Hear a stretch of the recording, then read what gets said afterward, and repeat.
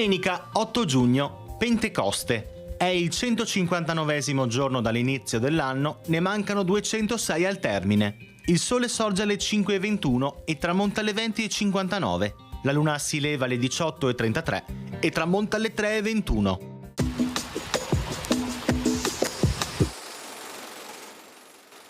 Il Maggior Consiglio di Venezia emana un decreto per frenare l'emigrazione dei maestri vetrai. Molti artisti partono da Venezia e vanno ad arricchire, a danno della patria, altre città.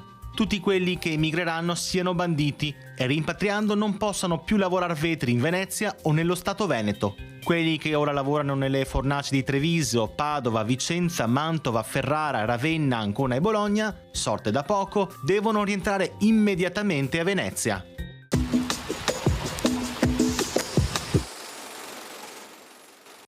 Le previsioni per domani. Un campo di alte pressioni abbraccia la regione, garantendo tempo stabile ed assolato ovunque. Nella prima metà della giornata avremo quindi residui annuvolamenti in pianura, poi tempo stabile e soleggiato. Temperature in diminuzione nei valori minimi in montagna, in quelli massimi in pianura. Rinforzo dei venti da nord-est in pianura e possibili episodi notturni di fenna nelle valli.